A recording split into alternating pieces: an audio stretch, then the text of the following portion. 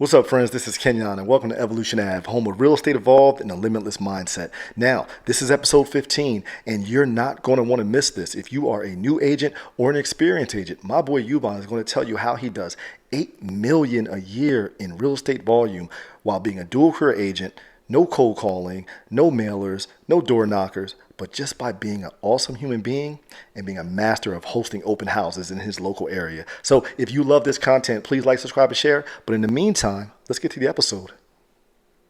I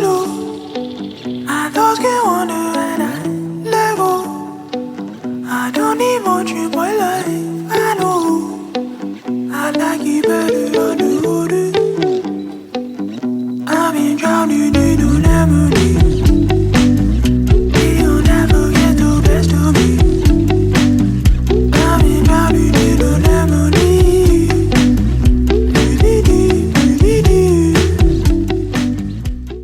What is going on, people, and welcome to the podcast. This is episode 15. And episode 15 is going to be a great episode. I think you're going to have a wonderful time enjoying me and one of my closest friends, really just talking about life, but talking about real estate. I'm bringing you some real estate gems today. And in these real estate gems, you're going to find out some really dope information from my guy, Ubong. I'm going to bring him to the stage right now. I'm going to bring him into the podcast. Welcome to the studio. This is my special guest, Ubong Ekpo, the open house host with the most. Yo, what is good, my bro? What's good, my bro? What's going on, man? Hey, man, everything is good, man. I appreciate you being here, man. And look, man, this is we talk pretty much every other day, or if life gets busy. You a busy man, so I can't always catch you, because you're doing so many things, bro. Look, but same on your end. But a little background from my end on Ubong. This is my guy. Me and Ubong, we met probably 2004, 2005, 2004. Okay, 2004. We were both working at Progressive Insurance in Beltsville, Maryland. I never forget one of the earliest times I met you. I was with our old manager. Man, what was her name? Nicole. No, not Nicole. Or the local. Oh man. She was Sharon. We was with Sharon, right? And Sharon was like, I want you to go out on a ride and I want you to shadow Ubong. And I said, all right, we had a big office, a lot of people in there. I said, oh, who's Ubong? And she was like, turn around, see that dude at the printer, little milk dud, bald head, right there, that's Ubong. So I think I went on a ride with you, bro, and I think that was all she wrote, man. Me, you, and Al Wayne was like inseparable. Me, you, and A, and Morgan, we was like inseparable at that joint. But man, I really appreciate you being here, man, and taking the time. It's nighttime. We both are, like you said, we both are busy guys, got a lot of stuff going on. But this is going to be about you, man, how you're a busy guy, right? Ubong is a full-time auto claims adjuster. He is a devoted husband, father of 5, right? Avid DC, Maryland, and then add the Knicks in there, sports fan. He's a sports junkie. We talk about sports. Sometimes I'm calling Ubong just to check in. I'm like, let me just check in, have a quick convo. I'm on my way somewhere. I think it's going to be a 5 to 10 minute conversation. And we'll end up just rapping for 2 hours about sports, right? And sometimes we agree, sometimes we don't. But I definitely think that if we really wanted to, we can probably have our own sports show. Like ESPN need to holler at us for real. But 2.5 years ago, 3 years ago, Ubong hit me and said, bro, I think I'm gonna get my real estate license. I said, do it. Right? Like, real estate has changed my life. We've always we've always been in real estate together, right? So we've been in real estate together since the early 2000s, doing different ventures, and we always bounced ideas off each other. But from the agency perspective, the real estate agency side has changed my life. And I said, man, this is a life-changing thing, bro. And you're natural at it. People, they love you. So not only that, he's a dual career agent doing real estate. And what we're going to talk about is Ubong does 8 million in real estate volume a year as a dual career agent, as a husband, father of 5, full-time career. And he's doing it. And I'm going to let him tell you more about it. But first of all, once again, welcome to the show. Let's start off with you telling us a little bit about yourself, what you do, and name something that you're super thankful for. All right. So I'm a real estate agent here in Maryland. Number one. Graduated from University of Maryland 2003. Go Terps. Immediately started working at Progressive 2004. That's where I met Kenyon. Was with Progressive up until 7 years, almost 8 years. Left there 2011. Started with a smaller insurance company called Agency Insurance. They only sell policies in Maryland, Pennsylvania, and Virginia. Anyway, I've been with them since 2011. Really good. Um, but something I'm super thankful for is my family. My Okay. family. They ground me. They give me. That's my why. You know. Also, I'm super thankful for my health. Health is wealth. Yeah. You know? Super, uh, super important right now, yeah, especially in this day and exactly, age. exactly, Something exactly. literally every time you look, and this is why I don't like watching the news, but every time you turn the news on, there's something new out. I mean, I keep getting flashes on like my different apps on my iPhone about polio coming back or something like that. So What? it's crazy. I thought polio It died was in done, eradicated. right, but this is the world we live in right now, man. So it's definitely a blessing. Yeah, for sure. So, anything else you're super thankful for you? That's it, man. Family health, and good friends like you. Because Oh honestly, man, nah, for real, man. Good, my day ones, man. Good friends are, you know, hard to find, and when you got them, you got to. When you get them, you keep them close, man. So, what yeah, are we going man. on? 2004, so 18 years. 18 years, 18, man. 18 years, bro. Wow, man. Yeah, we got some we've on another podcast or another life, we got some stories to tell, man. We've had a lot of fun between Baltimore and DC. We Definitely, the Beltway got a lot of stories, right? definitely. Between, I'm talking about just hanging out, sporting events, just everything, man. We up, remember that up one and time down you 95, up up and and down down 95. Remember that 95. one time your car wouldn't start? I think we was down to like Federal Hill or something like that, and then Uh-huh. got back to my house and your car wouldn't start or something like that. Spend the night at your house. Had to Yeah. spend the night at the crib. Yeah, it was that's another. Yeah, that was we was having a night too. So I know. I know. yeah, we was having a night. So so listen, bro, tell us more about the journey, starting with growing up with Nigerian parents. Tell us a little about college and your experience at the University of Maryland, going to a huge, major university, and then what really inspired you to bring you where you are today? Got you. So, with Nigerian parents, college is like it's not even an option whether you're going to go. It's just where you're going to go. That's all. Right. College is education is really big. My dad has a PhD in physics. My mom has a master's in teaching. So college was always going to be a thing.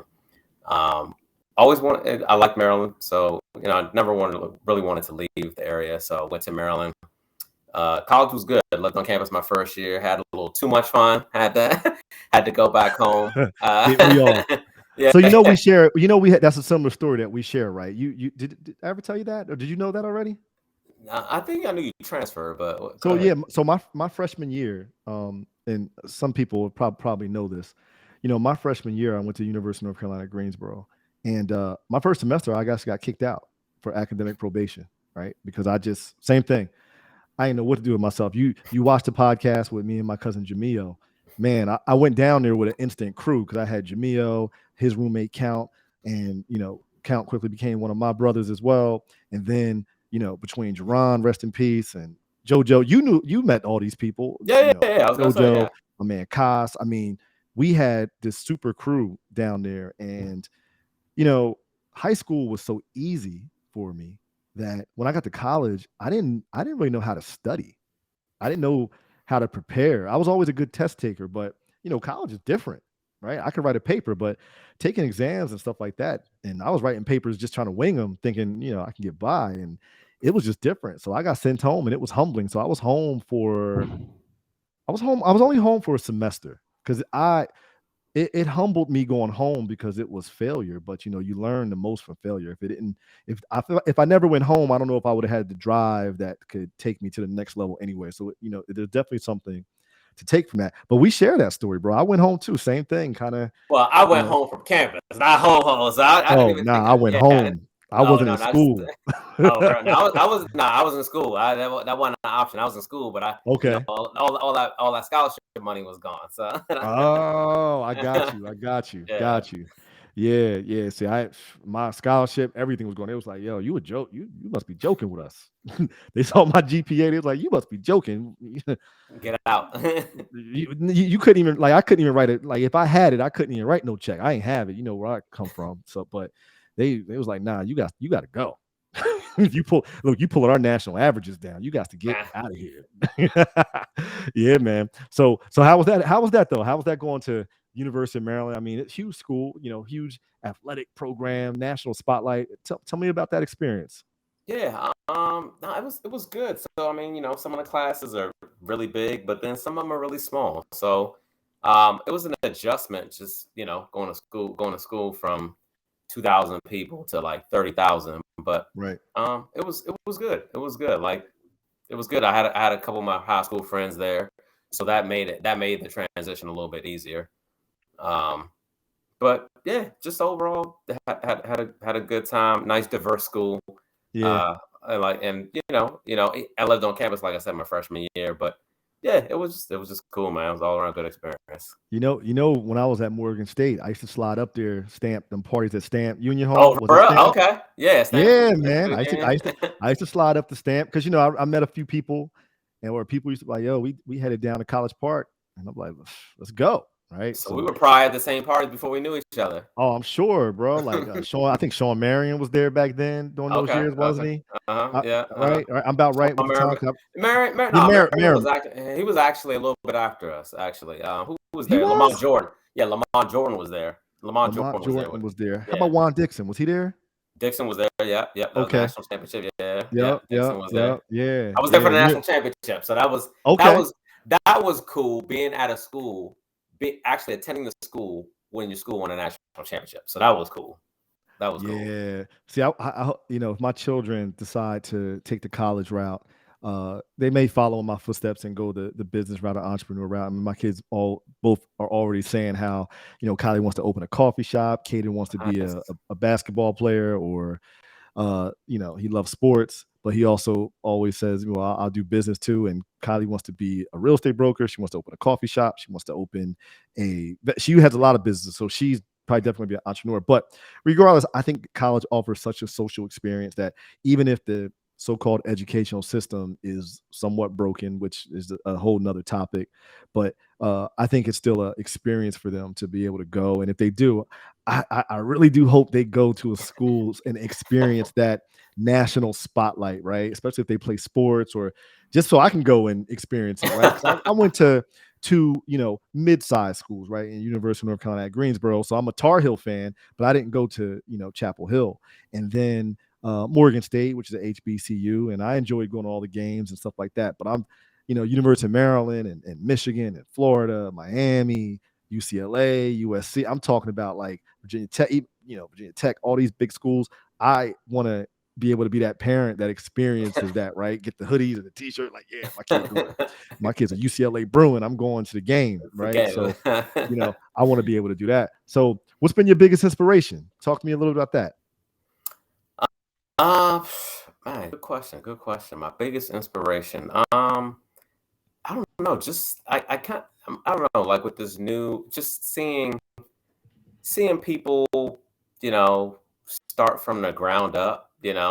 Uh, even yourself, even you. I mean, like just seeing regular people succeed in real estate. Like you don't have to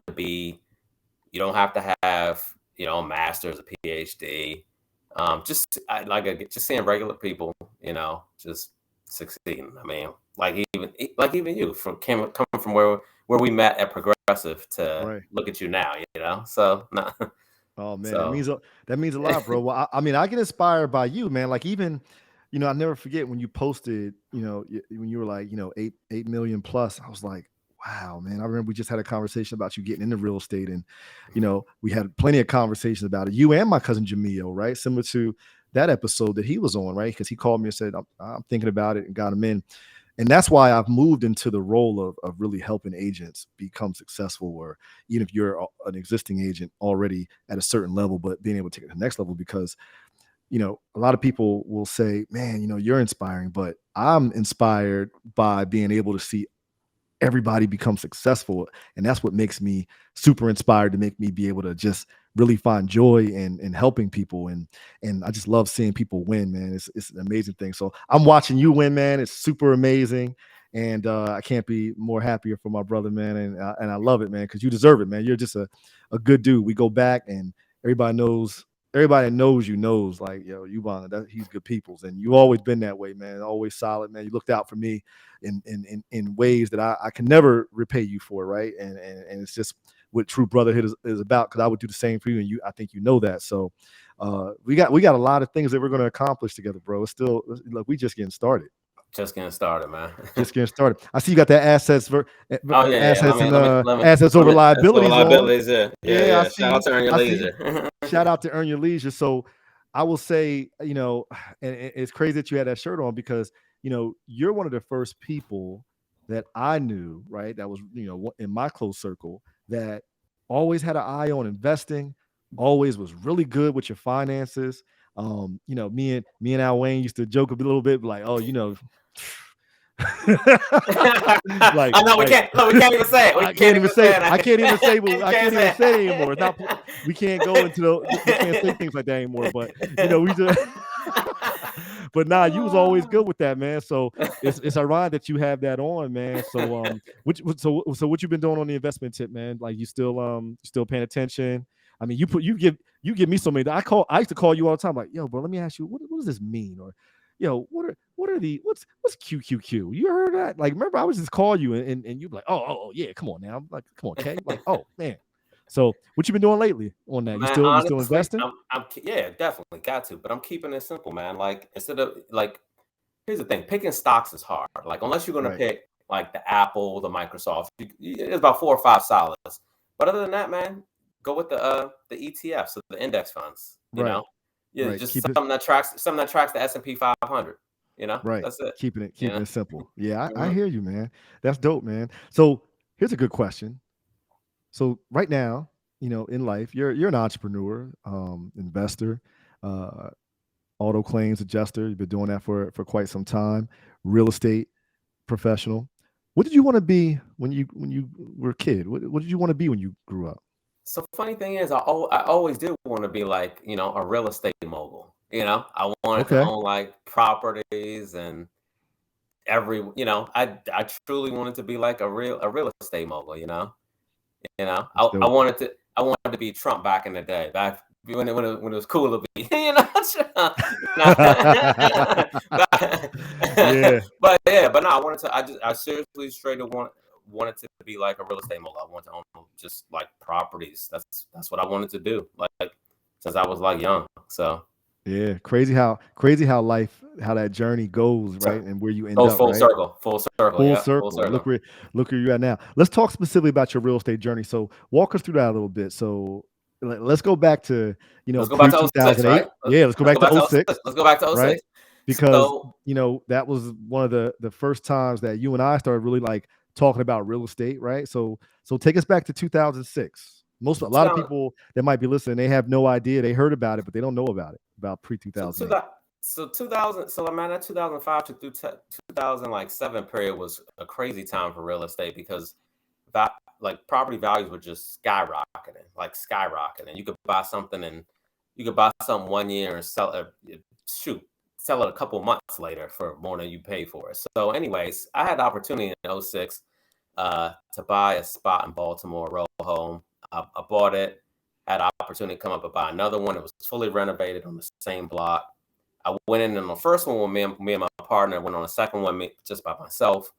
This is '06. Plan was, hold it for maybe 2, 3 years Mhm. max. Right. Make like 50 grand. Probably even make 50 grand was like a minimum. Hold it for 2 years. I was like, man, I'm a cash out. Next thing you know, '07 comes. No, not '07, Not '08, '07, '08. '08. Boom, everything just plummets, plummets. Mm. And the properties weren't in the best neighborhoods either. I didn't do my homework. They weren't in the best neighborhoods. Couldn't find good renters, and I had to short sale both of them. Short sold one in 2011, short sold the next one in 2014. So, but it was a learning experience. I looked at it as a learning. I wasn't mad. I looked at it as a learning experience. But that was my journey, my initial foray into real estate, Yeah, 2006. yeah, that was a rough year for all of us, right? I never forget the day I went into the credit union, 2007 ish, 2008, and was trying to get some money out of my credit line, so to jump on a real estate project, and they were like, "No credit lines, everything's dried up. Haven't you been watching the news?"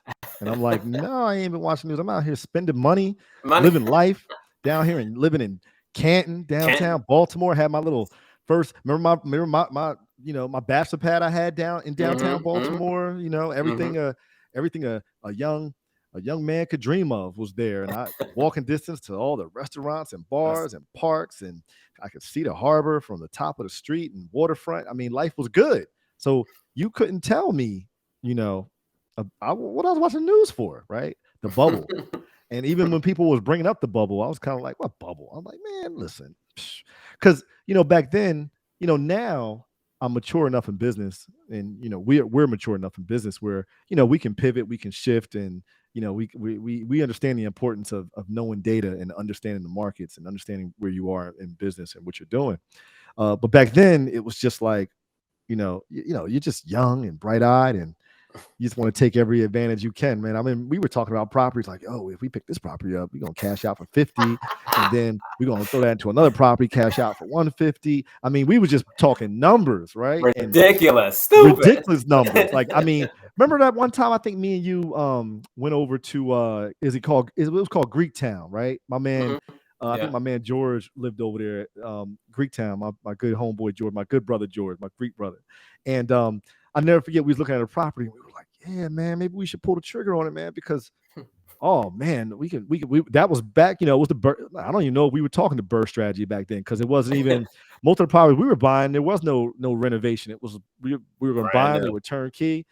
And at that time, which is probably why everything went the way it went, you would buy something, close on it, and then what, 30 days later, you can pull out a tremendous amount of equity, right? Man, 30 Um, days later, you could go get another house, you can get man. another That house, was right? that's almost what I did. I shouldn't have been able to get my second house, honestly. I wasn't making enough money. I wasn't making enough money to go and afford that second house. So yeah, Listen, like pre 2008 was, stated income, yeah, wild wild west, man. pre 2008 was like being on Oprah show. You get a house, you get a House, house, you get a house. Everybody can buy everybody a gets house. a house. Everybody can buy three houses if you want to. That was pre 2008. So, but it showed your resiliency because we learned from it. Because I left dibbling dabbling in real estate post 2008 and went into the tech world, and I didn't come back to real estate till 2015, 2016, and got into the agent side. But yeah, it definitely stung. It did. It stung, and I didn't see it as a learning lesson back then. But I will say, and I always tell people that, post 2008, yeah, had maybe two rough years after that. 2008, 2009, 2010. I feel like started really getting back on my feet and started getting some wind beneath my feet, and probably ever since then never looked back, man. Just like have probably had the most prosperous business life I ever had, and when things were looking pretty dark back then, right? So it's all about resiliency and all about bouncing back and just keeping your head up, man. What keeps you going though, right? So even I know what keeps you going now. You talked about your whys being your family, but prior to that, what was it? Like how did you bounce back out of that, man? Short selling homes, and because those things can be demoralizing, right? They can really kill your whole vibe. So, what pushed you through?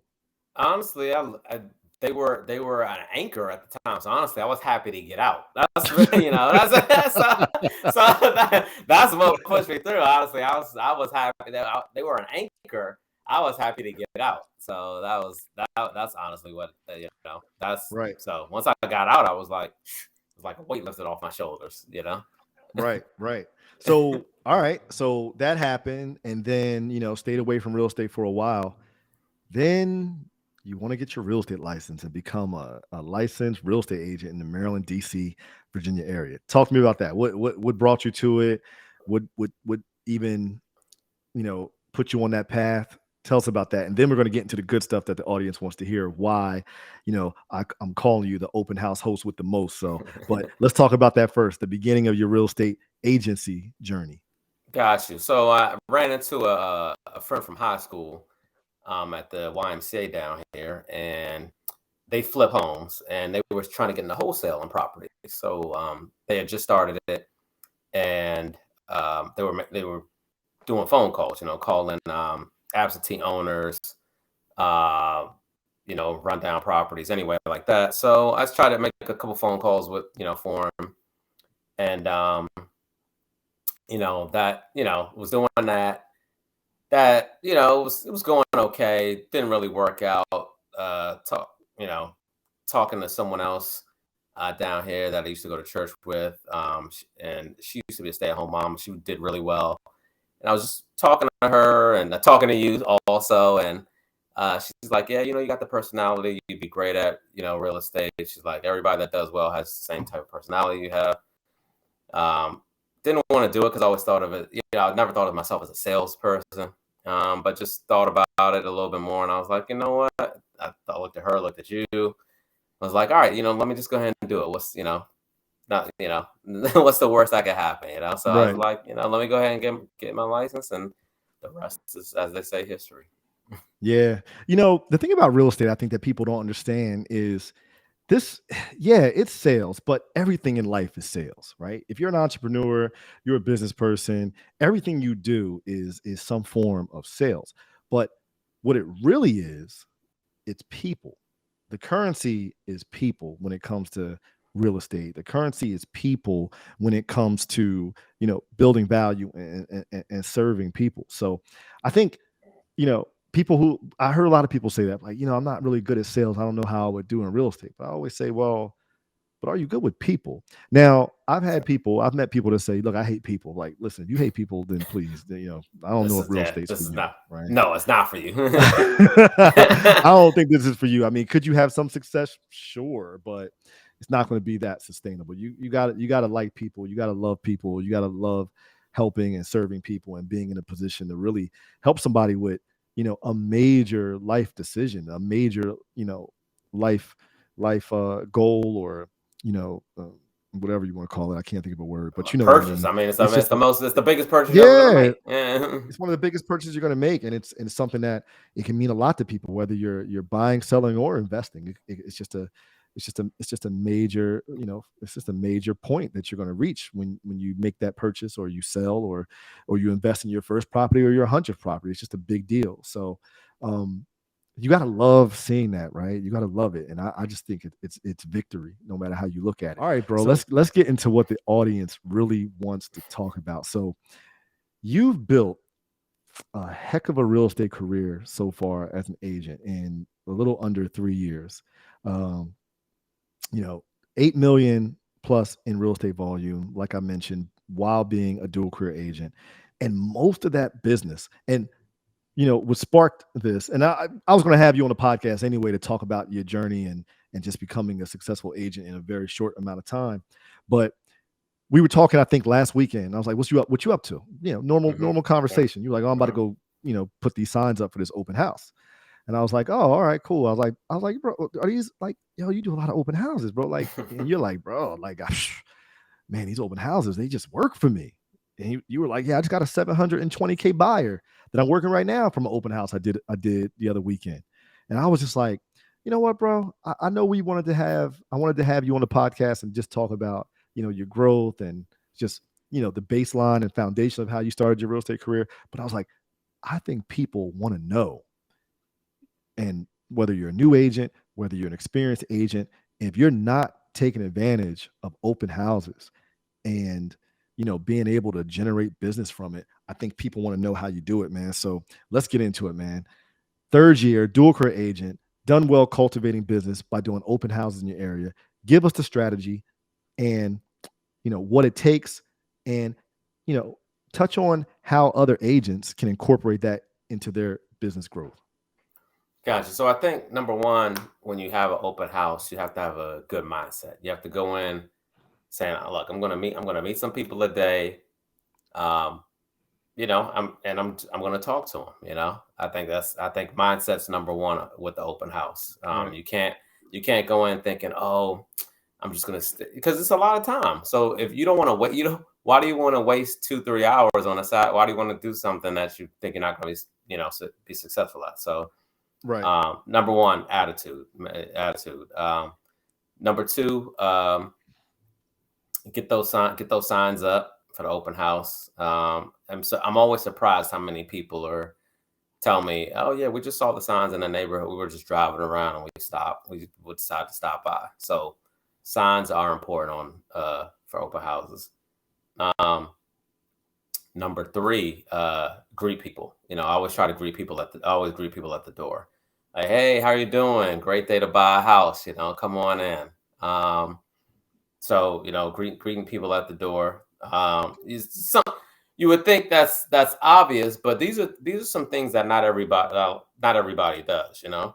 Um, and then from there, just find out what their motivation is. Like, always like to find out where where they're coming from. Like, where they currently live, what brought them out today, what are they looking for, how long they've been looking. Um, I like that. I like that. How long they've been looking, because that tells you, if they've been looking, for a while and they do have an agent, maybe it's time to, and they've put in several offers. Maybe it's time for them to, move on to you. If they just started looking, you know, if they just started looking, that's great too, because a lot of times they're unrepresented, so you can help them along that journey. So those are just some of the things that I like to do, at open house. So You just said something very interesting, right? Because here's what I feel like happens at open houses, right? Hey, welcome to the open house. Please, take a look around, sign the sign-in sheet or whatever. Are you working with an agent? Yep, I'm working with an agent. Most agents, as soon as they hear that, done. All right. Yeah, go ahead and look around, do your thing, whatever. If you have any questions, have your agent call me. that's You why I just don't said ask that. Yeah. basically, you don't ask it. All right. No, Now, no. do you use a sign-in sheet? I do. I do use a sign-in sheet. I'm like, hey, do you mind signing in for me? Name, address, phone number. But yeah, and then so some of them have, are you working with an agent? Yes or no. Name an agent. Um, So, but I never ask. I pretty much never ask if they have an agent, because the first thing is like, it's like, remember when used to see a girl on the street, hey, you have a boyfriend? Yes, I do. Leave me alone. Right, right, So, right, right. even if they do or they don't, so that's, they put up that guard. So I'm like, show you, like, look around. I'm here for any questions. Come back. I don't like to follow people around, because it seems like I feel like they can't be like, Right. oh, on it, but I definitely come back to them like, hey, after they look at one floor, I'm like, hey, what did you think of that upstairs? What did you think of that basement? Then and it just gets them talking. But yeah, I never ask, hey, do you have an agent? No. That's a good strategy because, for one, let's be honest, right? When it comes to being a real estate agent or being an entrepreneur or being anyone that offers a service, especially if you offer a service that, I'm not going to say real estate is a commodity, but there's a lot of real estate agents out there. I always tell people one of the biggest things that you want to be responsible for when you're a people facing business professional is you want to be memorable. So if I'm your agent, you're gonna I'm memorable, right? You're gonna know me. You're gonna know who I am. You're gonna remember who I am. You're not gonna walk up and be like, "Yeah, I got an agent. I don't even know who he is because I don't care." Right? I'll If you want to sell me the house, you can be my agent right now if you about your business, right? But if you're memorable and you're really bringing value to your clients, they're going to walk in an open house and make sure to let you know, like, oh, thank you so much. I have an agent. I'll have my agent call you with any questions, right? So I like that strategy. So you don't ask if they have an agent. You'll let them tell you, or they'll write it down. But for the most Yeah. part, you're leaving the opportunity open for, if they're working with somebody they're not satisfied with, maybe working with their family. And, sometimes they say, oh, if somebody in your family should not be an agent. I don't know. I think that can go left or right sometimes. I mean, I Yeah, don't know how I yeah. feel about that. I know Ryan Serhant said that recently. He was like, hey, one thing you should never do is work with your family. Not saying I agree with that, because I think that, look, I sometimes it ain't the best thing working with family. Yeah. It's not the most, Sometimes not, but look, I sold all three sometimes of it's my not, siblings' but houses, so and it worked right, out great. right. So yeah, But it depends on what kind of person you are, right? And yeah, yeah, yeah, we're solid people, so our family will want to work with us. But yeah. yeah, I like that strategy. That's a pretty good strategy. Um, so are these your open houses, or where are you finding these open houses? So just in our brokerage. So our brokerage, has people have listings, and every Monday they send an email out. They say, "Are you let us know your availability for Saturday or Sunday." Hmm. You let them know when you're available. There's no pressure, and when I'm available, I take it, and that's it. And they'll So reach yeah, out and you can grab them. most of them are not my open houses. Yeah, most of them are not. Yeah, 90% of them are not my open houses. So. Okay, all right. And what's your follow up strategy? So that's the key right there is the follow up. So the just for example, the current one that I have under contract for 720,000, she was kind of a throwaway. She lived in Virginia. She was selling her house, um, and so she came in, and I had talked to her, but that open house was particularly busy. So honestly, I didn't even get to say bye to her. I wanted to, but the open house was just really busy. But her information was there. So I just called her. I remember I called her the next day. I was like, let me just make sure, because I'm sure she doesn't have an agent. She lives in out of state. Called her. She said she was actually interested in the house.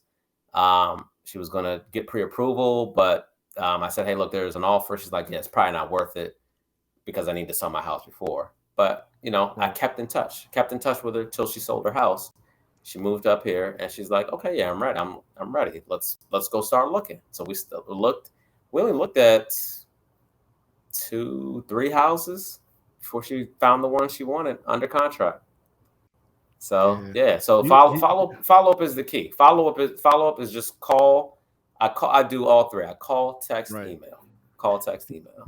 Yeah. Take note. Do y'all hear this? 720K buyer under contract that he met at an open house. And you've done that time after time after Time. time after time over the past, 3 years or less. And I don't know if people even know, like, your average dual career agent. I don't like using part-time agents, because and look, if you consider yourself a part-time agent, then you're not. I don't No, I consider don't. you're in Nah. you're at a level that is really not. We don't really even discuss it, right? I don't consider you a real estate professional, but if you're a dual career agent, meaning you have two careers, you have maybe you have a 9 to 5, because look, maybe you like it, you got to support your family, you got to do what you got to do, maybe you enjoy it, but you also love real estate. You're an agent, but I don't know if people understand that the average dual career agent, or even that category of part-time agent, only sells, I think I saw the statistic. It was a pretty low number. It was like I don't know, $180,000 worth of real estate in a year, if even. They, Hun- So it's like like one house? it's like 0.7 transactions or something like that, Wow. right? So, you know, doing over 8 million, right? And it's not your primary. You're not spending a lot of time on lead generation, but you do have your lead generation niche, right? You found your niche, right? Because you told me the other day, you were like, bro, I strike it at open houses, right? I win at open house. That's where I get a lot of my business from. I mean, 720,000 in on one deal. I mean, if an agent does four of those a year as a part-time agent or as a dual career agent, they're doing pretty well, right? I mean, and you're doing that, right? So I think it's pretty astounding that you can do that. Yeah, I closed a 585 uh 2 months ago from an open house too. Um 585. So we're talking about, 585. so all right, we already have almost 1.3 million just in the Mhm. last Yeah, 60 days from open yeah, houses. Okay. yeah, yeah. 1.3 million in the last 60 days, right? Go ahead. I Mhm. mean, I know you got more, but I mean, Yeah, so yeah, I mean, my first non-family, because the first house I ever sold was my father-in-law's house. But after that, I remember. Yeah, I met someone at an open house, and we met in like August, and didn't really have contact again. No, we talked after the open house, didn't really have contact again until November, and she closed on the house in January. So 5 months. That's the thing. You also have to be patient.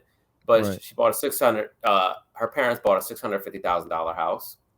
Then I sold. Then the house she grew up in, I then sold that house. So you're talking $980,000 in from meeting them at one open house. Then the open house that I had for the house she grew up in, Wait a minute. a Just couple stop for 1 second. 1 second. 900. Say that again. $980,000 from one open Almost house. $1 million from one open house from two clients. I mean, from a Mhm. client, same One client, client, same same family. client. Yeah, exactly. Yeah. I hope y'all listening. But So then, so then I held an open house for the house that she grew up in that I was listing. A couple came in. 2 weeks later, they bought a house for $430,000. wow. Um, that same open house that I held for the house she grew up in. Another couple came in. They ended up moving to Georgia to buy a house, but kept in touch. And then earlier this year in February, I sold a condo for $245,000. So I mean, if you want to go from the original open house, 980 plus 430, what's that? 1.4 plus the 2.4, so 1.6, all from one open house in That's August that I had. crazy. And, That is that is crazy. You know how many agents don't do 1.6 in 3 years of being in real estate? They don't accumulate 1.6, right? So yeah, yo, that is crazy. Now, getting a little bit off of open houses, just because you are an amazing human being that people want to work with, but you also are diligent. You're a diligent worker, right? So you know how to follow up. Why don't we just, and this wasn't an open house, but I just think people should know it and know the importance of follow up and what it takes. Talk about your largest deal, and you know it took follow up, right? It didn't just, it didn't fall in your lap. It wasn't just, hey, yeah, great. But talk about that because I know so about my, this deal. my largest deal, so it was a And you don't got to say 2.9. the source that Okay. it's from. Okay. Let's just say it was an online lead, which Right. are notorious for being, they're the toughest. I mean, you're gonna close you can get 100 online leads and close one. It makes it worth it, but they're just known to be trash, right? Yeah. So talk Yeah. about that. Yeah. So it was a phone call. I was online. I pick it up, call them up, and they're like, "Yeah, I'm interested in this house." Um, okay, I said, "Okay, cool. Do you have pre-approval?" Like, no, I don't need it, just because of the price point. I'll get to the price at the end. Right. And the listing agent said, "Hey, blame it on me." He's like, I don't just want to show that, I don't want people in this house that aren't serious. He's like, "No, I don't need pre-approval." I'm like, "Okay, what do you mean?" He's like, "It's cash." I'm like, "All right, cool." So we Even go, we better. look. Even better. Yeah, no, I know exactly. I'm like, we go, we look at it. It's like, you know, when I came up here, I was about 5% interested. Now we're like 50-50. We'll see. He's like, "Well, I want to come back, drive around the area." And I'm telling them, "Hey, this is a great area. You've got Wegman, no, you Whole Foods, you got Right, right. Wegmans, um, so Be an they area come, expert, right? I yeah, just dropped yeah, the yeah, news about being yeah, an area yeah, expert. that's, yeah, yeah, exactly. So they leave. They said they were going to come Sunday. They didn't come Sunday. I called them. They came back Monday. I was like, "Okay, let me meet again." We met again at the property. He's like, "Okay, I think we're doing it." And yeah, that was my biggest deal ever, $2.9 million. 2.9 million in one deal. Was that your first year or your second year? That was my second year. That was my second Okay, that year. was your second That was year. last year. So it was like my second full year. Second full year. Okay, Yeah. second full year, 2.9 million. Oh man. I know. Man, I remember when you told me about that when I was just like, and yeah, it's just like, when you root for your people, but that was just like, yo, my man is doing Unbelievable. it. Yeah, man, 2.9 million. That's crazy, man. That's a heck of a milestone right there. That's definitely one to hang on the shelf. So that's pretty dope. All right, bro. Let's start rounding out, man. So this was an awesome conversation. I'm sure people got a lot of gems. Anything else you want to share or you want to tell? If I'm a new agent, what would you tell that new agent? Would you tell that experienced agent that's like, hey, I've been in the game for 2 or 3 years, man, I've never really broken 2.5 million of volume in 1 year. What would you tell that person? Man, I would say your sphere of influence, man. So get on social media. Let everybody know you're an agent. Let everybody know you're an agent. Uh, and do the open houses. Honestly, that's. I mean, that's just that's. I mean, do open house. You got to be consistent. It's not going to be every open house. Right. Some are going to be duds, but it's consistency is the key. So, yeah, social media, open houses, man. Just keep at it. Keep at it. Yeah, that's super dope, man. Before we wrap up, man, what your Redskins gonna do this year? Man, 7, 8 wins. That's it. Okay. At least we're All gonna right. score some points. We're gonna score some points, though. Y'all don't look, yeah, you know what? Y'all don't look bad. I mean, the QB position is you know, it's always gonna be up and down. So we'll see what Yeah, but we happens. couldn't. We couldn't come into another season with Heineke as a starter. So at least we can Yeah, score. We can put up some points. yeah, yeah. You know what?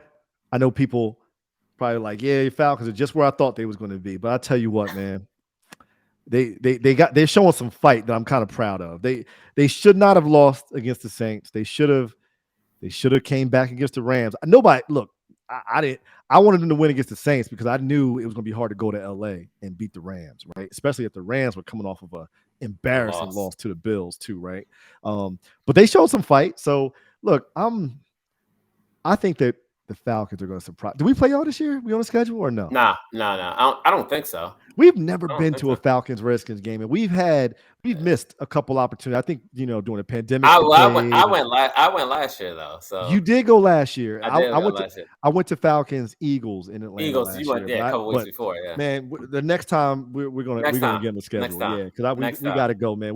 Because the NFC East was on our schedule like year. This is the first year I feel like we're not playing any NFC East teams, so um we might have. I don't know. Maybe we don't. I don't think so. We got Seattle this week in Seattle. I'm hoping we can squeeze out a win, but it's hard when East Coast teams go to the West Coast. Yeah. Seattle's terrible though. They are, but it's still home. It's gonna be loud. So Yeah. Yeah. we'll see, man. So all right, bro. So look, I want to wrap up this. I always ask these three questions, and these are gonna be three great questions that I really want to hear from you. Because I mean, like I said, bro, you inspire me, you inspire the people, and I think people want to hear this based on what they heard. I'm sure it took a lot of gems out of, talking about your mastery of hosting open houses. But three statements, finish the sentence. First one, next year I will be. Next year I will be in a better. I will be more successful than I am this year. Okay. All right. In 5 years, I will be. 5 years, I will be a um, real estate investor, not just a uh, seller. I will be an actual investor. Back, become again. Again, yeah, yeah. At least one. At least one. Okay. Okay. Got you. Somehow, some way, one. Oh, yeah, Yeah. I'm sure that you'll do it, and it probably will be more than one. And last question: my impact to the world will be. My impact to the world will be uh, giving people knowledge. Giving people Yeah, free knowledge, helping educate people, helping educate um, the regular real estate buyer. Homeowner, the regular real estate homeowner. yeah, dope, man, dope, man. Now, look, I know you're gonna achieve everything you set out to do. I think you're gonna have a heck of an impact to the world, man. You already have. You have an impact on my life and everybody around us, and just gonna keep doing it, man. I'm just keep. Well, I talk to you all the time, but I'm clapping for you. Always rooting for you, Appreciate it. man. Always here for you, Appreciate it. man. I appreciate Appreciate you, that. man, for spending an hour or so, almost an hour of your time tonight. to be on the show, man, and share your wisdom, share your experience, share your success, and talk a little bit about some of the failures and what you've learned from it. But I appreciate it so much, bro, and we'll talk this week, I'm sure. Definitely, Um, definitely. anything else you want to say? Tell people how to reach you, man. Talk, where can they reach Oh, you? okay, Social media, okay. Yeah, yeah. all that good So stuff. Instagram is secret agent is at secret agent Ekpo. So at symbol obviously secret agent secret agent Ekpo, EKPO is the last name. So secret agent Ekpo. Um, Facebook Ubong Ekpo. Just put type it into Facebook. So Yeah, yeah, absolutely. that's yeah, UBONG EKPO. And like I said, I'm in Maryland. Any needs in Maryland, DC, or Virginia, I can help you out. So Yeah, man. So listen, y'all heard it. Y'all heard it here. If you need some help, you're looking to buy, sell, or invest in the Maryland, DC, or Virginia area, you got to holler at my man Ubon. He'll take good care of you. I promise. So, man, once again, I appreciate you being on the show, brother. Stay tuned in the waiting room for a little bit, and I'm gonna end the show for a little bit. But I appreciate you, brother, and we'll probably have another show so we can even talk more, maybe talk sports. We might have to think about definitely. starting that. Might have to start a sports podcast, man. I don't know, but we'll definitely figure it out, man. I appreciate you, bro. Appreciate you too, man. Thanks. You got it, bro. Well, there you have it, everybody. That was Ubong Ekpo, real estate agent down in Maryland, DC, Virginia area. Shared with you the mastery of hosting open houses. Look, if you love this content, please like, subscribe, and share. And until next time, y'all stay super blessed.